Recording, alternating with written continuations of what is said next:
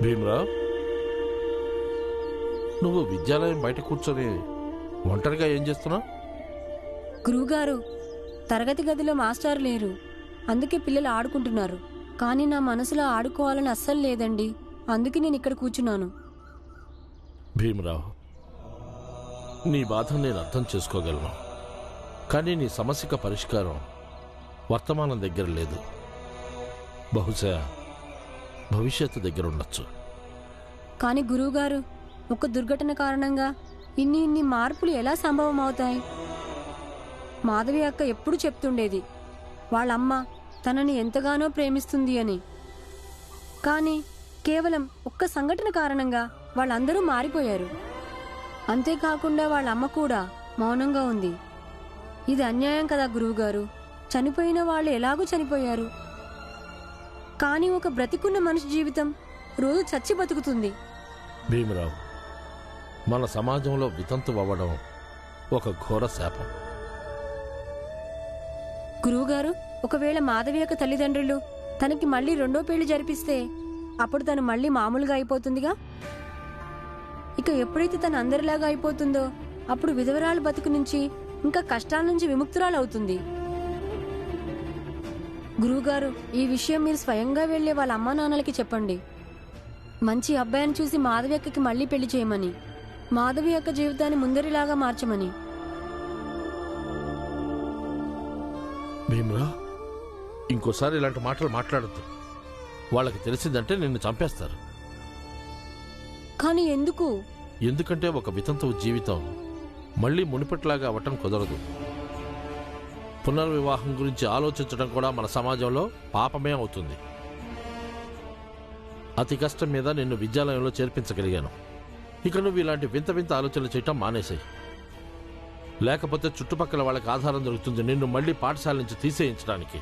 అర్థమైందా?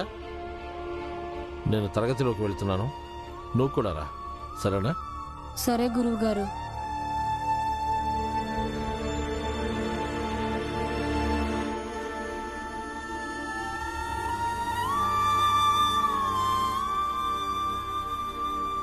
ఇదిగో తిను.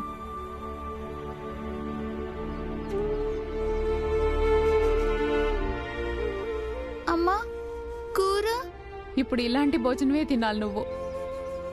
అమ్మా, పచ్చడైనా వెయ్యి. నువ్వెందుకు అర్థం చేసుకోవు? ఇప్పుడిక నీ జీవితంలో ఎలాంటి రుచులు ఉండవు. ఎంతకాలం బతికుంటావో అంతకాలం ఇదే తినాలి. అందుకే ఇక రుచి అనేది ఒకటి ఉంటుందని కూడా మర్చిపో. నాన్న, నాన్న కొంచెం పచ్చడైనా ఇవ్వు. ఇలా చెప్పక తినలేను. నాన్న, ఇప్పుడు ఎవరు చూడడం లేదుగా, చాటుగా ఇవ్వు. చాటుగా తినేస్తాను. కొంచెం తెచ్చివ్వు నాన్న. తినకపోతే చచ్చిపో. ఇదిగో, నువ్వు దీనికి చాటుగా ఏం పెట్టద్దు. దీనికి ఎప్పుడు ఆకలేస్తే అప్పుడు చచ్చినట్టు ఇదే తింటుంది. రుచులు కావాలంట, రుచులు. అమ్మా,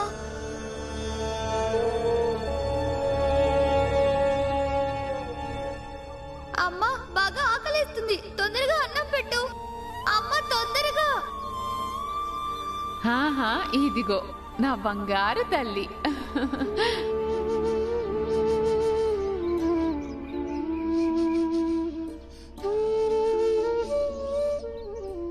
అమ్మా, పచ్చడి లేకపోతే తిన్నట్టు లేదు.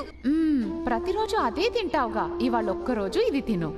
లేదమ్మా, పచ్చడి ఇవ్వు. పచ్చడి లేకపోతే తినాలనిపించదు. అలాగా? ఇదిగో. మా మంచి నాన్న ఉండగా పచ్చడి ఎందుకు దొరకదు? చూస్తూ ఉండు, రేపు అత్తారింట్లో ఇంత పొద్దున్నే నీకు తినడానికి ఏదీ పెట్టరు. ఇంక పచ్చడైతే మర్చిపో. అత్తగారు పెట్టరు, మామగారు పెట్టరు. మా అమ్మ నాన్న ఉన్నంత వరకు నేను ఆకలితో ఉండడం జరగదు. మా బంగారం.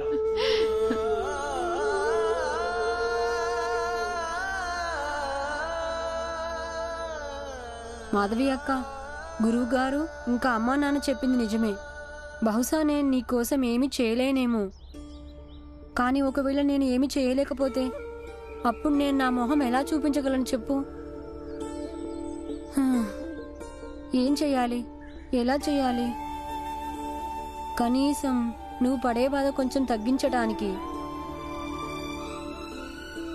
లేకపోతే నీకు నమ్మకం కలిగించడానికి, నువ్వు మళ్ళీ సంతోషంగా ఉండగలుగుతావని, మళ్ళీ జీవించగలుగుతావని.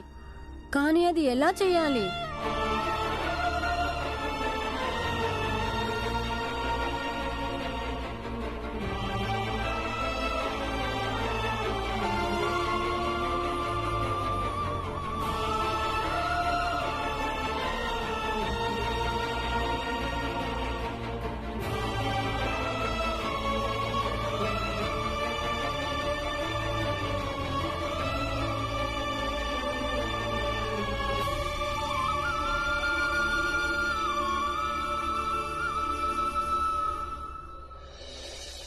అర్థం అవ్వట్లేదు మాధవి అక్క. నేను నీకోసం ఏం చెయ్యాలో, ఎలా చెయ్యాలో.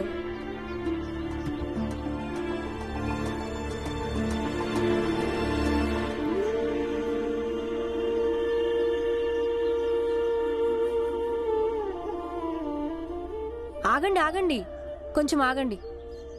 మీరు వితంతువా? అంటే నువ్వేమనుకుంటున్నావు? నా ఇష్టంతో నేను వితంతు రూపంలో తిరుగుతున్నానా? అయినా నువ్వు ఇదెందుకు అడుగుతున్నావు? నాకు నిన్నే తెలిసిందండి మీలాంటి వాళ్ళు ఇలాంటి రూపంలో జీవించాల్సి ఉంటుందని. తెలుసుకున్నావుగా, ఇక వెళ్ళిక నుంచి. ఆగండి, ఇంకొక చిన్న మాట అడగాలి. తర్వాత నేను మా ఇంటికి వెళ్ళిపోతాను. సరే చెప్పు, ఏం మాట్లాడాలి? మీరు వితంతువయ్యి ఇప్పటికి ఎన్ని సంవత్సరాలయ్యింది? ఈ పనికి మళ్ళీ మాటలు మాట్లాడడానికి నాకు సమయం లేదు. ఆగండి, ఎక్కడికి వెళ్తున్నారు మీరు? బాధ పెడితే దయచేసి నన్ను క్షమించండి. కానీ కొన్ని విషయాలు తెలుసుకోవడం నాకు చాలా అవసరం అండి. మా అక్కని కూడా నిన్ననే వితంతువుని చేశారు, అందుకే తెలుసుకోవాలనుకుంటున్నాను.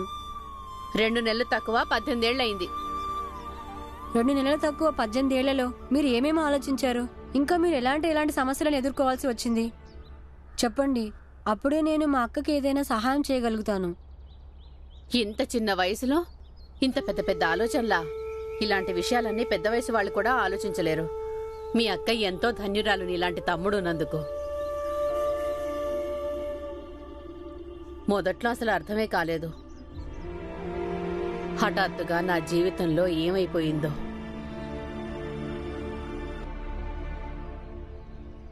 ఆ తర్వాత తెలిసింది నా భర్త చనిపోయాడు అని.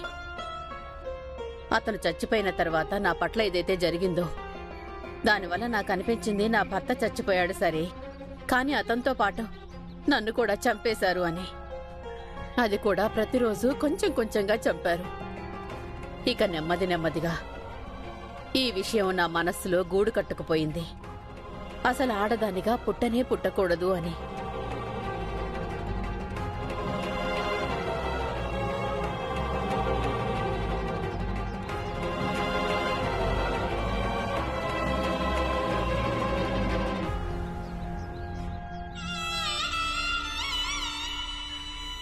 ఇక ఈ కష్టాలన్నీ భరించుకుంటూ నేను నా జీవితాన్ని 18 ఏళ్ల నుంచి భరిస్తూ వస్తున్నాను.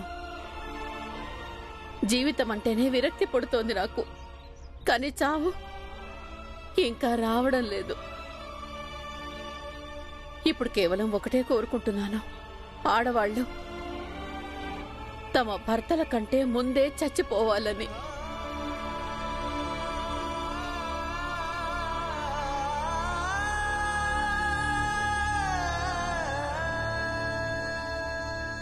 పిన్ని, ఇప్పుడు మీ మాటలు విన్నాక అనిపిస్తుంది నేను మా మాధవి అక్కకి ఏదైనా సహాయం చేయగలనని.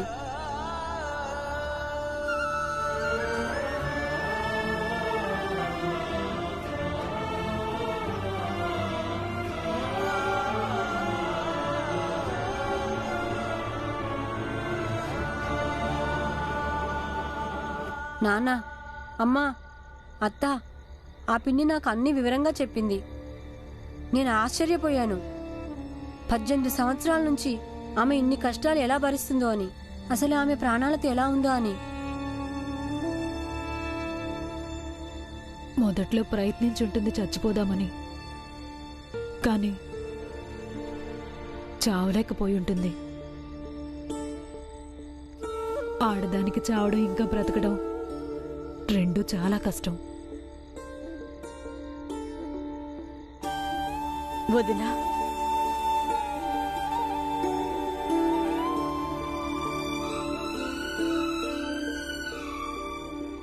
అమ్మా మంజుల, అన్నం వడ్డించు, అందరికీ ఆకలవుతూ ఉంటుంది. పద నాన్న భీం, పద. నువ్వు కూడా అన్నం తిందువు గాని. లేదు నాన్న, నాకు ఆకలి లేదు. భీమా, మాధవి గురించి ఎన్ని రోజులు అన్నం తినవు నువ్వు? నువ్వు అన్నం మానేస్తే మాధవి జీవితం ఏమైనా మారిపోతుందనుకుంటున్నావా?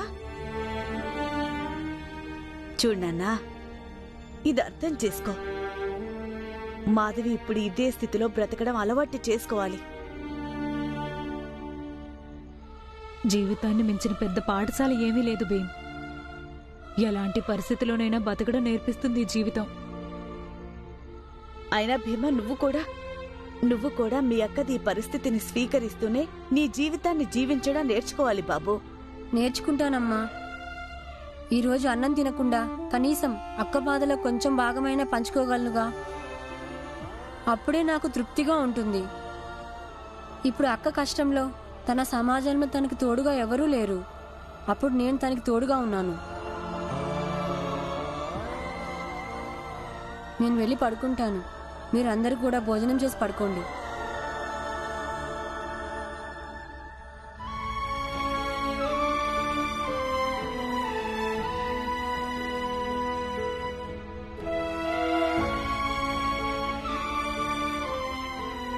వాణ్ణి తనకి తోచినట్టు పరిస్థితిని స్వీకరించనివ్వు.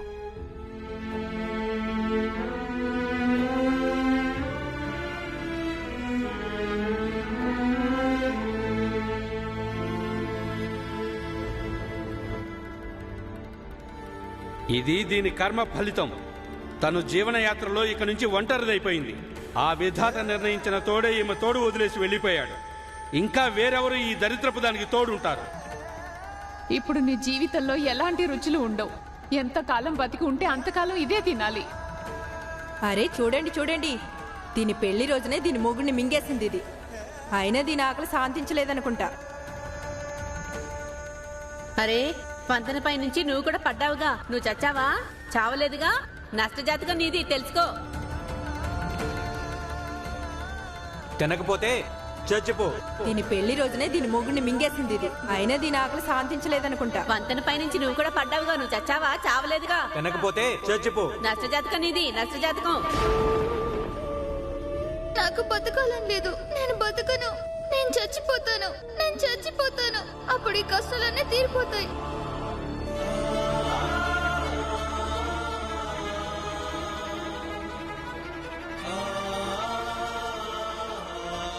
మొదట్లో ప్రయత్నించుంటుంది చచ్చిపోదామని, కానీ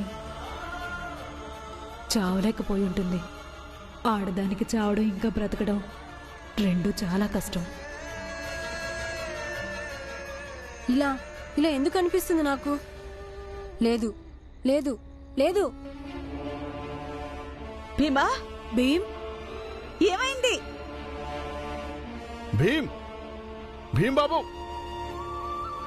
త్వరగా వెళ్ళండి.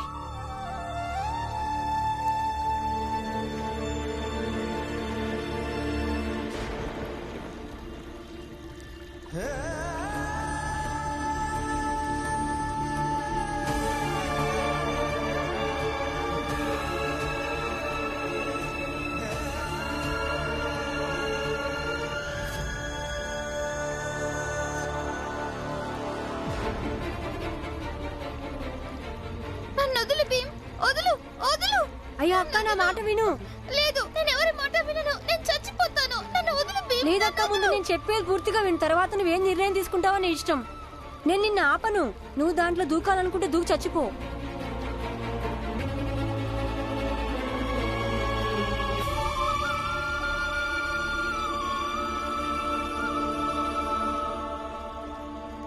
అక్క, దయచేసి నన్ను క్షమించు. నా వల్ల చాలా పెద్ద తప్పు జరిగింది. అకస్మాత్తుగా నిన్ను ఈ రూపంలో చూసి నేను భయపడ్డాను. నేను అసలు అలా అరిచి ఉండకూడదు. నన్ను క్షమించక్క. నిన్న రాత్రే నీకు తోడుగా ఉంటానని మాటలు చెప్పి ఆ తర్వాత రోజు నేను నీకు తోడు ఉండకుండా వదిలేశాను. నువ్వు రోజంతా ఒంటరిగా ఉన్నావు. దుఃఖమంతా ఒకదానివే భరిస్తూ ఉన్నావు. కానీ నేను ఇప్పుడు నీకు ప్రమాణం చేస్తున్నాను, బడికి వెళ్ళటంతో పాటు నేను నిన్ను జాగ్రత్తగా చూసుకుంటానక్క. అక్క, ఈరోజు నేను ఒక వితంతువైన స్త్రీని చూశాను. అప్పుడు అర్థమైంది నాకు నీకు ఎంత కష్టంగా ఉండి ఉంటుందో అని.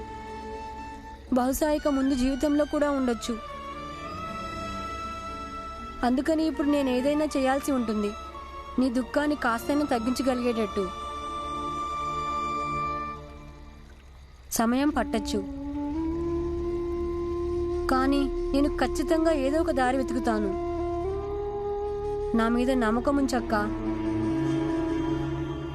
ఇక ఒకవేళ నమ్మకం లేదనుకో, బావిలో దూకాలని ప్రయత్నించావుగా, అయితే దూకు. నేను నిన్నిప్పుడు ఆపను.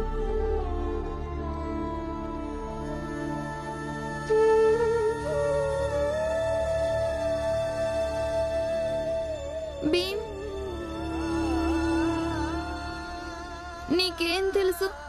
నేను నా సొంత ఇంట్లో, బయట, ప్రతి చోట ఎలాంటి బాధలు భరించాల్సి వస్తుందో.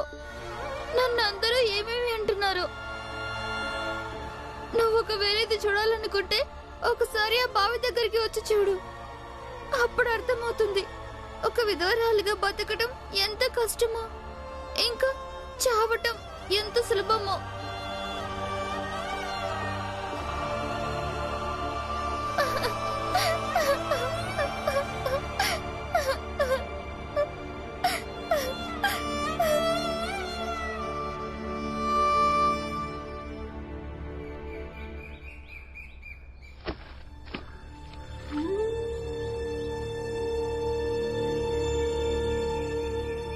ఏ ఆగు, చూడండి వచ్చింది దరిద్రపుది. నిన్నొచ్చినప్పుడు మేమంతా నీకు మర్యాదగా చెప్పాంగా, మేమందరం నీళ్లు తోడుకొని వెళ్ళిపోయేదాకా నీకు నీళ్ళివ్వడం కుదరదని. మరి నువ్వింత తొందరగా ఎందుకొచ్చావు? నీకు ఒకటే మాట 10 సార్లు చెప్పాలా ఏంటి? నీలాంటి విధవరాలి ముఖం చూసి గనక మేం బయటికి వెళ్ళామంటే మాకు రోజు మొత్తం దరిద్రంగానే ఉంటుంది. కానీ పాపం అక్క తలరాత బాగాలేదండి. అసలుకే మాధవి యొక్క కష్టాల్లో ఉంది. మీరు తనకు సహాయం చేయాల్సింది పోయి తనని ఇంకా కష్టపెడుతున్నారా? ముందు నువ్వు అక్క అక్క అంటా మానేసే. తను మా జాతి అమ్మాయి, నువ్వేమో తక్కువ జాతి వాడివి. ఇక రెండోది, ఆ దేవుడు దీని నుదుటను రాసేశాడు ఇది నష్టజాతకు రాలే అని. ఇక ఇది ఇలాగే కష్టాల్లో మునిగి తేలుతూ జీవితాన్ని శిక్షలాగా అనుభవించాల్సిందే. ఇది ఏ జన్మలో చేసిన పాప ఫలితమో తెలీదు. ఏ జన్మలోనూ అది ఇక్కడున్న మీలో ఎవరు చూడని కూడా లేదు. దానికి ఇంత భయంకరమైన శిక్ష? ఇది చాలా పెద్ద పాపమే చేస్తుంటుంది, అందుకే ఇలాంటి శిక్ష అనుభవిస్తుంది. నేను ఈమెని అక్క అని పిలిస్తే ఇక్కడున్న మీ అందరికీ అభ్యంతరం, ఎందుకంటే ఈమె నా జాతి కాదు కాబట్టి. కానీ మీరందరూ తనకి బంధువులే అవుతారు. పైగా తను మీ జాతి అమ్మాయే. అయినా కూడా మీరు తనతోటి ఇలా ప్రవర్తిస్తున్నారా? తెలీదు తను గత జన్మలో ఏం పాపం చేసిందో ఏమో, కానీ మీరందరూ కూడా ఈ జన్మలో తన పట్ల ఇంత అన్యాయం చేస్తున్నారు. ఇది కూడా ఒక పాపమేగా. ఒక నిస్సహాయురాల్ని బాధపెట్టడం కూడా ఒక పాపమే. ఈ విషయాల్ని పండితులు గ్రంథాల్లో రాశారు. ఇంకా నా స్కూల్లో పుస్తకాల్లో కూడా ఉంది. మరి ఈ పాపానికి కూడా ఏదైనా శిక్ష ఉంటుందిగా. ఆ పైవాడు ఈమె జాతకంలో ఏమి రాశాడో ఏమో తెలీదు, కానీ మీరు ఈమె పట్ల ఇలా ప్రవర్తించొద్దు. ఏ భీమరావు, నీ పిచ్చివాగుడు ఆపేసి ముందిక్కడి నుంచి వెళ్ళిపో. లేకపోతే నేను పెద్ద మనుషుల్ని పిలుచుకొస్తాను. అప్పుడు వాళ్లే చూసుకుంటారు నిన్ను ఏం చేయాలో, దీన్నేం చేయాలో. నేను వెళ్ళిపోతాను, కానీ మీరు మాధవికి కొంచెం నీళ్ళివ్వండి. తను కూడా వెళ్ళిపోతుంది.